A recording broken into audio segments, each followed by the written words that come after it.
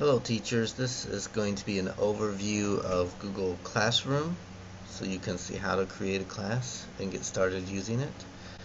If you go to classroom.google.com, it'll take you in and you'll see this screen.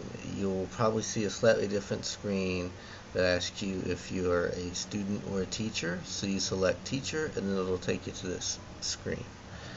So then you're in Classroom, and so the first thing you do is you just go up to this little plus button and create a class.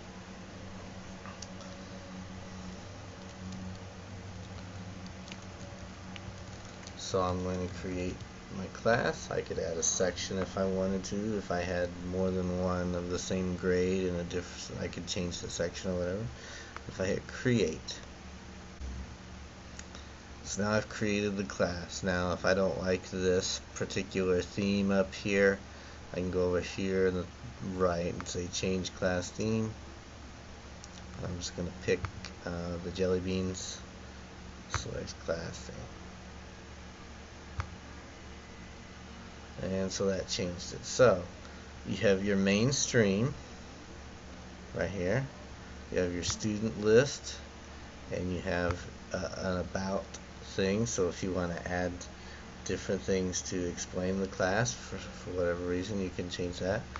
Students are tied to our Google Apps accounts, so you just invite the students using this particular code and they can join the class, and go ahead and invite those particular students directly, or you could just give them this code and have them log in and enter that code, and that's how they would join your particular class. So let's go back to the stream. Then in the stream you could add announcements.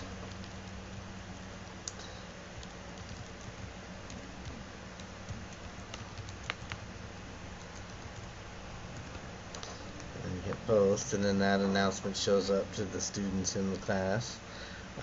You can add assignments. So you can say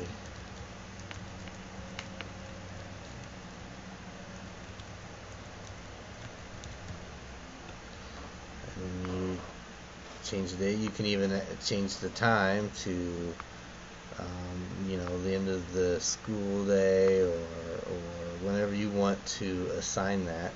And then what's interesting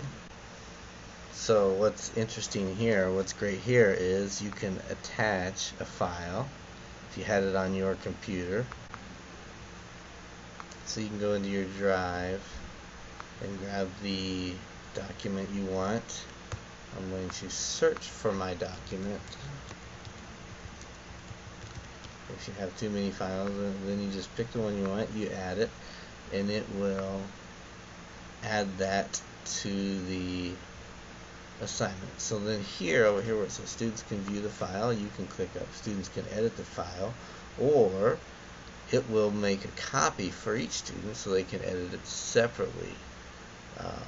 So you can do that. You can add a YouTube video if you wanted them to watch it, or you can add a web link if you wanted them to look at a website. So those are all your options. You can give different information, and then when you hit assign, it puts that assignment right there in the stream for the students to see. And then what you see, the students don't see this, but when they submit it, you see how many have finished it and how many have not finished it. So since I have no students in this class, this part won't really look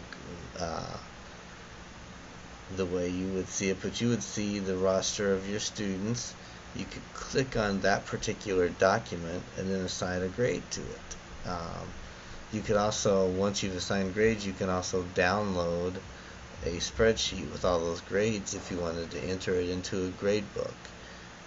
So again, since I don't have any students in this particular class, you won't see that option, but it is there.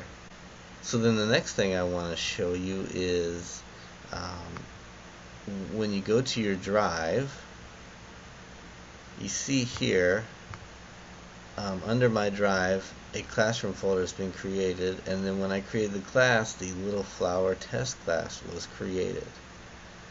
And then underneath that particular folder is the write an essay on imperialism folder, and then any students that submit it will then be put into that folder. Again, since there's no students in that class, nothing has been submitted, but that's where it would all go. And so then each assignment that you created for that class would be put as a separate folder, and when the students submitted it, it would go into that folder. And once a student submits an assignment, they can no longer edit that assignment. So then if you would want them to re-edit it or change it, you would have to release that back to them. So those are the basics of Google Classroom, so you could see how it could be very beneficial to setting up your class.